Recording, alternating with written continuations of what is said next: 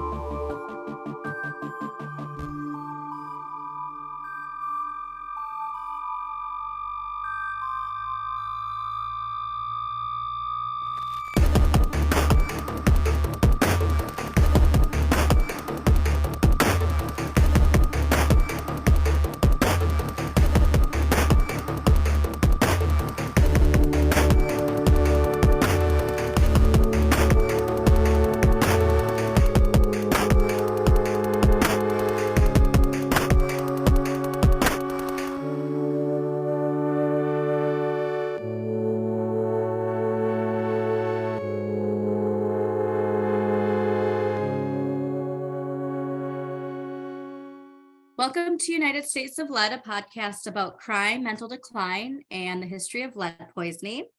This week, we're gonna try a sort of new format, I guess you could say, where we're gonna look at some Tik Toks that Paul has sent me. What I want to try doing is starting with the TikTok, and then we can dive into the subject. Cool. I don't remember sending this. I remember I like this content creator. I like this creator. Oh, okay. Do they do a lot of this? They do a lot of socially conscious, thought-provoking stuff. Oh, cool. I feel like it's about art too. Nice. I gotta watch it to kind of refresh. I'm just seeing her face in the folder. I'm sure I'll have more to say once we watch it. All right. I'm not hearing anything. Oh shit. I gotta share my audio. Click share, and then the thing pops up. What screen do you want? And in the bottom left corner is a box they want you to check.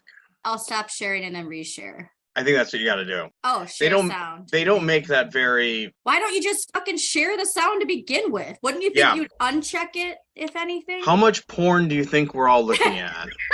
That's really the question. That's what it is. Yeah. Oh, who's got porn in the background? Apparently there's focus groups where they were like, we got to do this, Dave. We can't. There's enough percentage of people watching porn than not watching porn.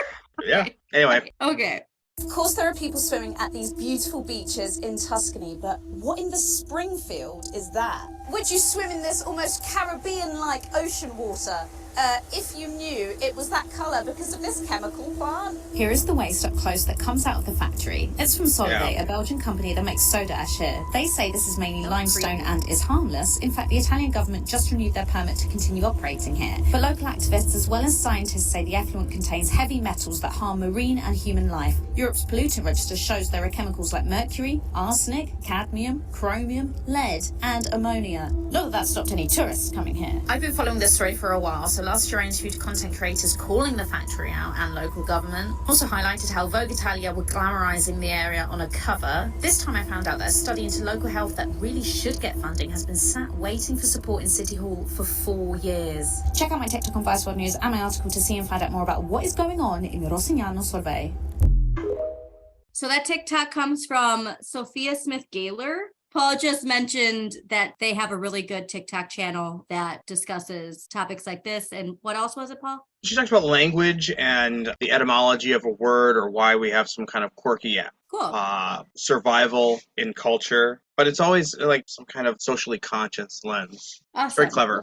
Shout out to them because this story is fucked up. And if you actually can watch the TikTok, holy shit, it's creepy. There's pictures too in these articles that are even more ridiculous. First thing I wanted to highlight is how tourists still flock to this place because of the beach with the white sand and the crystal blue water. Like she said, it was on the Vogue about tourism, which is even more scary. Not only is it like, okay, this is a great place, but you're actually going to have advertising bringing people to this place. An effect that can't be dismissed is the Instagram effect. Yeah. I'm looking at this Bloomberg article, and there's just what I feel like I don't think this is a particularly interesting shot. The man on the beach. The man on the beach, it's not interestingly composed. It seems like it's really about, hey, just stand there. I need a picture for the article. And then when you go to the Daily Mail, look at their pictures, because it's like, holy shit. But even still, it's not particularly composed, but look at the sand. My point is, look at the water and look at the sand. It doesn't look that great. It's cool, it's pretty, but it's not something where, I guess if I didn't have the means to travel to a location that had white sand and beaches like that, the appeal, but I don't know. It just looks like a beach to me. I just feel really cool to you. So if we took the Daily Mail photos and instead of them pointing at the waste producer, we just turn the camera around to the color of the water and then the contrast of the beach, and then also how shallow it seems to be. Those would be some... if you go all the way down, they do actually have a good photo of that. Scroll down to where there's umbrellas. Sure. So you don't even see the plant. But even so, like, it's still like a tiny beach. Do you know what I mean? It doesn't look big either. What is that? Are they selling shirts? Yeah. Oh man, like look at that guy in the right with the weird floaty thing. Right behind him, but both of those men, and even smaller than this child, are those shorts. Oh. Didn't even notice that. that is like, that's barely a hammock. That's like, what do they call that? It looks like he's actually nude and they colored it in to hide it. That's not even a hammock. There's some brief imagery in that TikTok of this, but I do suggest people look at the link to the Daily Mail. I mean, if you went to a beach and you saw that, would you not just get in your car and leave? The smudgy stuff? The factory that looks like a nuclear power plant. Would you not just be like, yeah, that's a no for me, and pack up your stuff and leave? Or would you say, I mean, we're already here? I don't know. I mean, if Vogue is telling me that it's so cool. Yeah, you listen to the experts, don't you? I think I would leave, but I could totally see why people might stay. Because even with why this would stuff Vogue on the promote ground. it? This is so obvious. How could Vogue promote it? And it's not like it's hidden, you know, they have to know that that's there. So why would they promote this if it wasn't safe? Well, and also, I mean, I don't hate to keep pounding on this, but to have that geo tag in my Instagram post that says, I'm here, I'm tagging in to this beach in Tuscany. Rosignano Solvay. Yeah, in Tuscany. We're just going to say Tuscany. We're not going to say the actual beach. So this is the other interesting thing. We just said all that, right? And this Daily Mail article says that the tourist crowd there, most of them fully aware that the picture perfect swimming spot owes its allure to a nearby factory. So they're fully aware that it's getting that color from the stuff that the factory spits out. Now, the questions have lingered for decades over why the sea and sand are such startling colors, with some environmentalists suggesting the phenomenon is caused by heavy metals emitted by the soda factory next door. So that soda factory... It's not Coca-Cola. No. Spoiler, it's not Coca-Cola. It's not Dr. Pepper. That would have been great if we just left that for the end. And that factory, Coca-Cola. Barks Root Beer. Yeah. Oh. No, it's not. No. So it's just known as the Solvay factory, but it produces soda ash for making glass, as well as sodium bicarbonate, or also better known as baking soda. I'm going to look at my Arm & Hammer and see if it says... If it's from Italy? Hold on a second. It's right in the bathroom. 1 second. No, it's from New Jersey, but I feel like we should look at New Jersey now because of this. New Jersey. I'm going to go put it back, but now I want to look at New Jersey. Anyways, we know there's a lot of waste in Jersey too, so that'd be interesting to look up.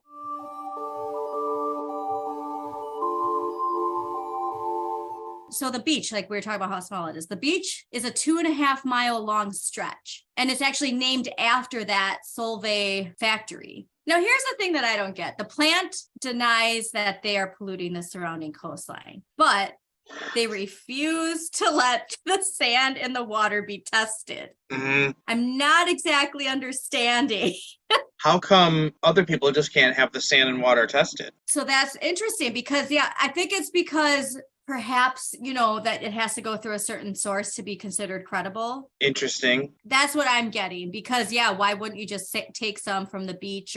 The city has been blocking it. The Bloomberg article does talk about levels that are found there. So I think that testing has been done, but it's not official testing by the city. And so therefore it's not considered, I don't know, we'll figure it out. So one Dutch tourist who traveled there with her family said that she discovered it on Google Maps and she was told it's not dangerous, that the color comes from the soda factory next door. So I think these people are thinking it's baking soda, which would make sense, that if you could go, oh, well, it's just the baking soda.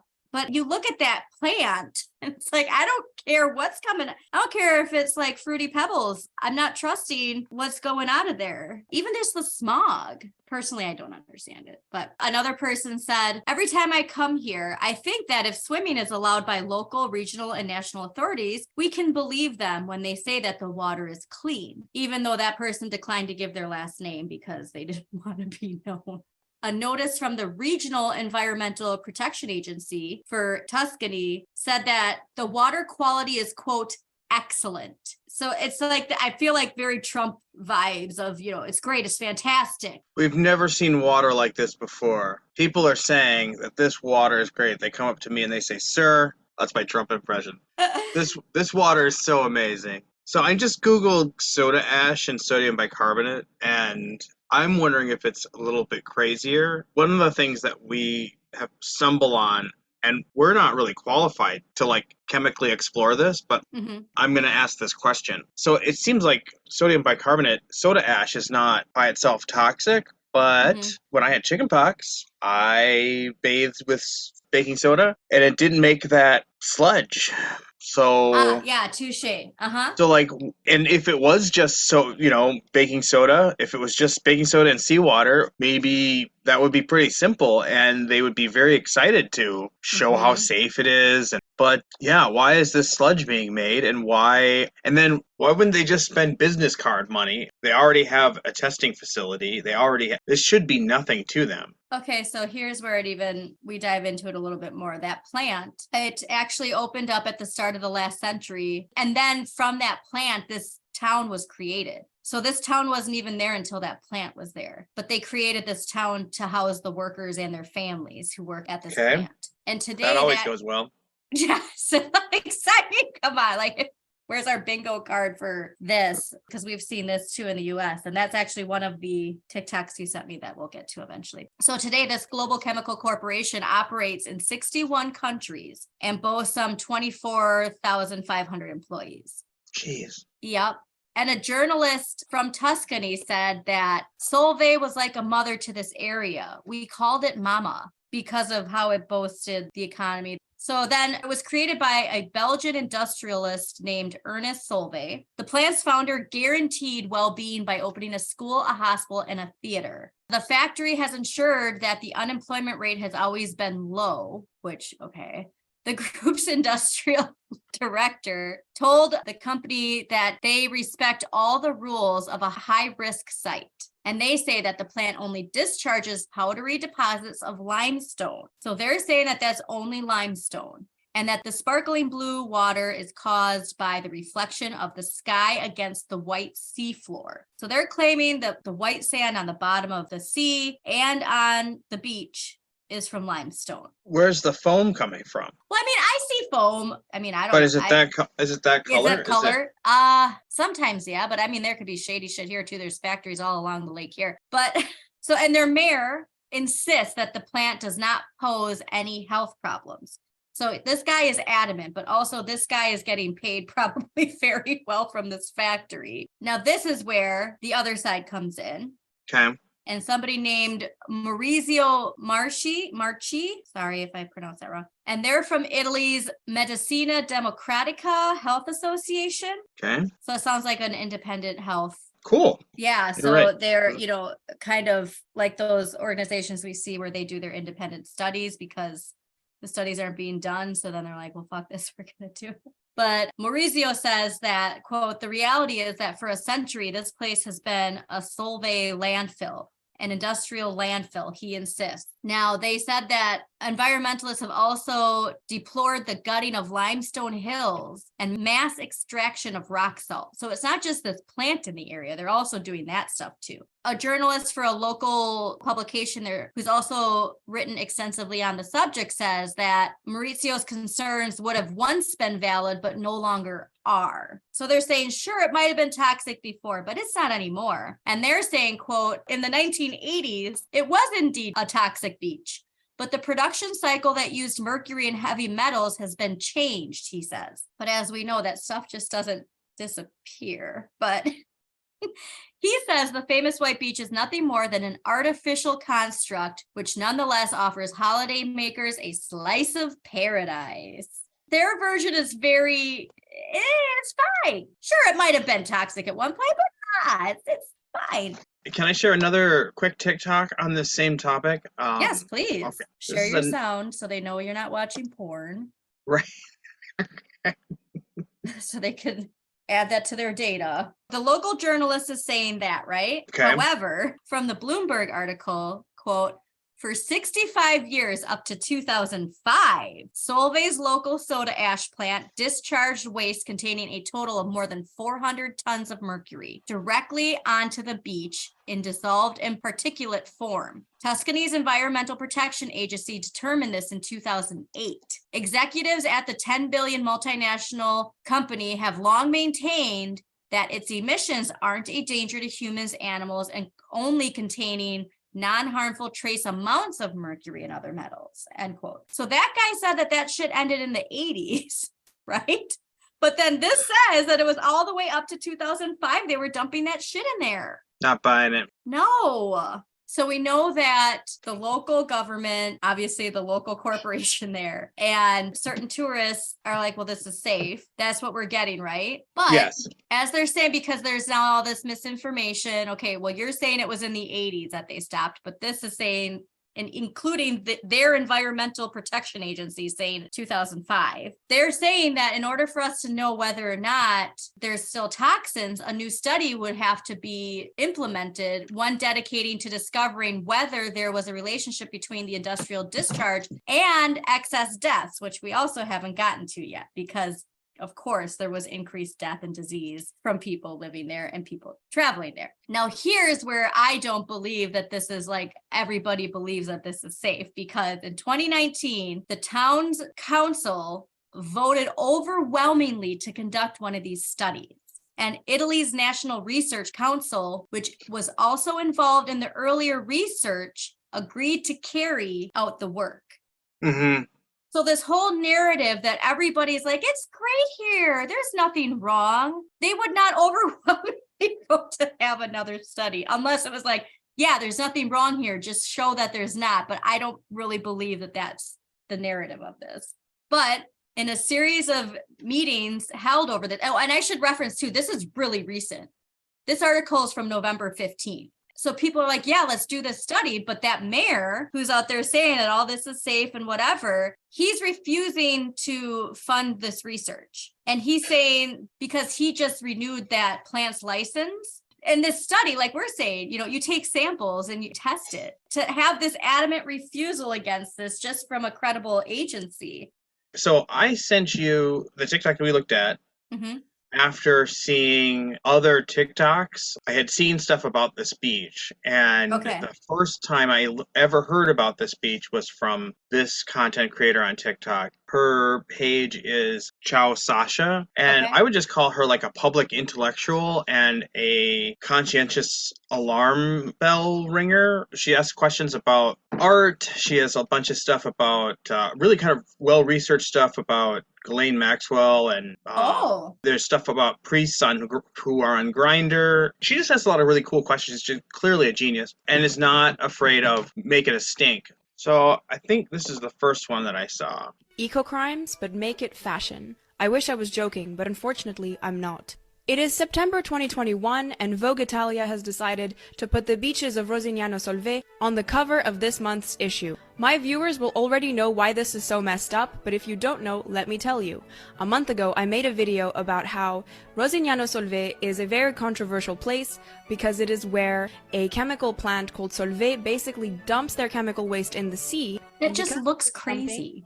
Look at this. For decades, the sand has actually become this unnatural white color, which gives it sort of an exotic and tropical look. and it continues to attract tourists to this day, but the fact remains that mercury, nickel, and other toxic chemicals are present in this water at elevated levels, and residents from this town suffer from higher rates of cancer and all kinds of diseases in comparison to the rest of the region. If you are Italian, please pause to read what this Italian politician from Livorno had to say about this. I think it pretty much sums it up. And I'm actually speechless because I love Vogue. I don't understand the thought process behind this.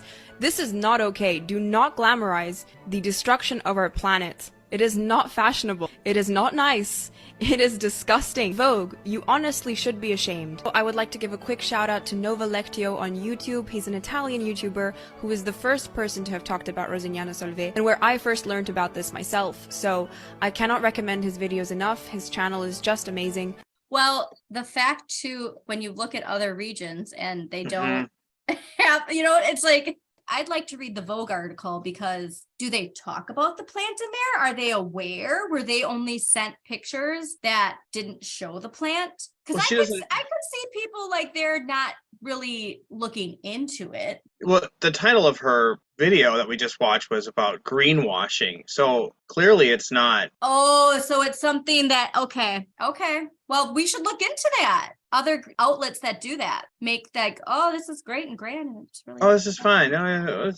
Anyway. So like she said, they have found levels that go beyond what is considered tolerable. And then this is what I don't get too. So the controversy over the beach dumping already spurred the company to promise to change its practices. It's like this constant saying like, no, there's nothing here, but then, all right, fine, we'll do this.